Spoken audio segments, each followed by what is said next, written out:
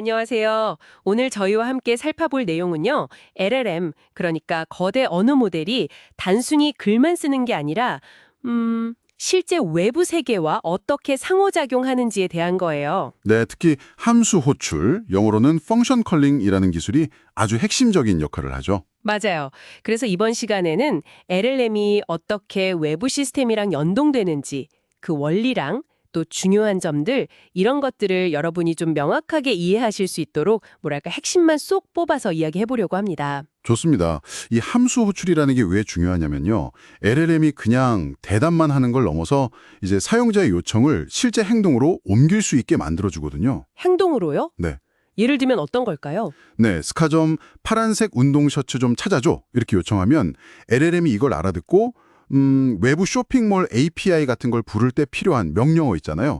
그걸 보통 제이손이라는 약속된 데이터 형식으로 딱 만들어내는 능력을 말하는 거예요. 아, 제이손으로? 그러니까 LLM이 직접 뭐 쇼핑몰 서버에 들어가서 찾고 그런 건 아니군요. 네, 그렇진 않아요. LLM 자체가 함수를 막 실행하는 건 아니고요. 아하. 어떤 함수를 또 어떤 값, 그러니까 인자를 넣어서 호출해야 하는지에 대한 뭐랄까 지시서를 만드는 역할이라고 보시면 돼요. 지시서요? 사람이 지시서 써주면 그걸 보고 다른 프로그램이 움직이는 거랑 비슷하네요. 바로 그겁니다. 실제 실행은 그 지시서를 받은 별도의 프로그램, 뭐 자료에서는 이걸 액션 클래스라고 부르던데 그 부분이 담당하는 거죠. 그렇군요. 그러면 LLM이 지시서를 정확하게 만들려면 뭐가 필요한 건가요? 자료 보니까 시스템 프롬프트니 함수 스키마니 하는 말들이 있던데요. 네, 그게 중요하죠. 크게 보면 한 세 가지 요소가 있어요. 첫 번째가 시스템 프롬프트인데요. 이건 LLM한테 역할을 딱 정해주는 거예요. 예를 들어 너는 쇼핑 도우미야 라든지 따라야 할 지침이나 사용할 수 있는 함수 목록 같은 걸 미리 알려주는 초기 설정 값이죠. LLM의 행동 방향을 잡아주는 겁니다. 아, 역할을 정해주고 쓸 수 있는 도구들을 알려주는 거군요. 네. 자료에서도 원샷이나 퓨샷 프롬프팅이라고 예시를 좀 보여주면 정확도가 더 올라간다고 하잖아요. 그런 기법도 쓸 수 있고요. 알겠습니다. 그럼 함수 스키마는요? 이건 뭔가요? 함수 스키마는 LLM이 사용할 수 있는 각각의 함수, 그러니까 도구에 대한 설명서 같은 거예요. 설명서요? 네. 그 함수의 이름이 뭔지, 어떤 기능을 하는지, 그리고 어떤 입력값, 즉 매개 변수가 필요하고 그 값은 또 어떤 형식이어야 하는지, 예를 들어 문자열이어야 한다, 숫자여야 한다, 같이 아주 상세하게 적어놓은 거죠. LLM은 이 스키마를 보고 규칙에 딱 맞는 제이슨 지시서를 생성하게 됩니다. 아하, 규칙을 알려주는 거군요.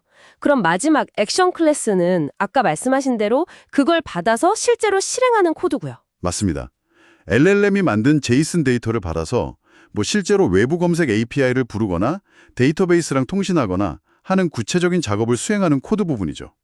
근데 있잖아요. 이게 듣다 보니까 상당히 강력한 기능인데 좀 위험할 수도 있겠다는 생각도 들어요. 어떤 점이요? 그 프롬프트 인젝션 위험이 있다고 자료에 나와 있던데요. 네, 정확히 보셨습니다. 그게 바로 프롬프트 인젝션 공격의 아주 심각한 위협이죠. LLM이 워낙 똑똑하다 보니 가끔 속아 넘어갈 수가 있거든요. 그럼 어떻게 막아야 하죠? 그래서 가드레일, 그러니까 안전장치가 반드시 필요합니다. 예를 들어 입력값에서 이전 지시 다 무시하고 이런 좀 의심스러운 패턴을 찾아내서 차단하는 목록을 사용할 수도 있고요. 아니면 또 다른 LLM을 하나 더 둬서 이게 좀 위험한 요청인지 아닌지 한 번 더 검증하게 할 수도 있어요. 이중 체크 같은 거군요. 그렇죠. 근데 사실 가장 근본적이고 중요한 방어책은 에이전트가 호출할 수 있는 함수 자체를 명확하게 제한하는 거예요. 꼭 필요한 최소한의 함수만 쓸 수 있도록요. 그리고 절대 사용자가 입력한 내용을 그대로 코드처럼 실행하는 이벨 같은 그런 위험한 방식은 쓰면 안 되고요. 아, 네. 안전장치를 아주 꼼꼼하게 만들어야겠네요. 개발하는 입장에서는 근데 이런 함수 스키마를 계속 정의하는 게 좀 반복 작업일 수도 있을 것 같은데요. 효율화할 방법도 있나요? 네. 그래서 자료에 인스트럭터 같은 라이브러리가 소개된 거거든요. 이런 도구를 쓰면 개발자가 파이썬 코드, 파이덴틱 모델 같은 걸로 데이터 구조를 정의잖아요. 그럼 그걸 자동으로 LLM이 이해할 수 있는 스키마 형태로 바꿔줘요. 코드 중복도 줄고 관리하기도 훨씬 편해지죠. 오, 편리하겠네요.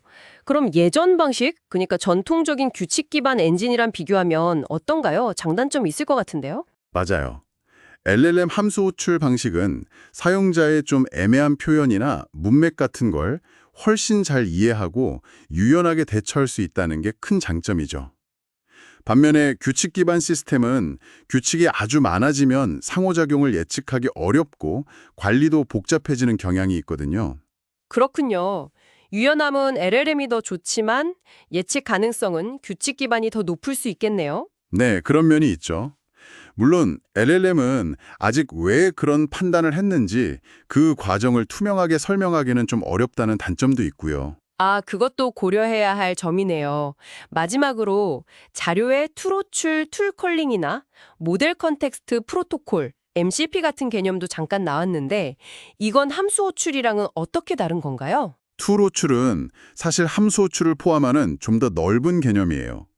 단순히 함수뿐만 아니라 코드 실행이나 파일 검색처럼 LLM이 외부 세상과 상호작용하는 다양한 방식을 다 아우르는 용어라고 보시면 됩니다. 더 포괄적인 거군요. MCP는요? 모델 컨텍스트 프로토콜 MCP는 여기서 한 걸음 더 나아가서 LLM 에이전트와 외부 도구들 사이의 소통 방식을 표준화하려는 시도예요. 공개 프로토콜이고요. MCP 서버, 클라이언트, 호스트 이런 구조를 통해서 에이전트가 실행될 때 어떤 도구를 쓸 수 있는지 동적으로 발견하고 호출할 수 있게 하려는 거죠. 유연성이나 확장성 면에서는 좋은데 구조는 좀 더 복잡해질 수 있어요. 와, 정말 흥미로운 내용들이네요. 그럼 정리를 좀 해보자면 이 함수 호출 기능 덕분에 LLM이 단순히 정보만 주는 존재를 넘어서 실제로 우리의 지시를 수행하는 강력한 에이전트로 발전할 수 있는 가능성을 갖게 되었다. 이렇게 볼 수 있겠네요. 네, 맞습니다. 외부 시스템과의 연동을 통해서 LLM의 활용 범위가 정말 무궁무진하게 넓어지고 있는 거죠. 네. 하지만 동시에 아까 이야기 나눴던 프롬프트 인젝션 같은 새로운 보안 위협에 대한 철저한 대비가 반드시 필요하다는 점도 꼭 기억해야 합니다. 네, 오늘 깊이 있는 설명 정말 감사합니다. 자, 마지막으로 여러분께 이런 질문을 한번 던져보고 싶습니다. LLM이 이렇게 점점 더 다양한 외부 도구들과 자유롭게 소통하면서 복잡한 작업들을 대신 처리해 줄 수 있게 된다면 앞으로 한 5년, 아니 10년 뒤에 우리가 소프트웨어를 사용하는 방식, 또 온라인에서 정보를 얻고 상호작용하는 경험은 근본적으로 어떻게 달라질까요? 한번 상상해 보시는 것도 재밌을 것 같습니다.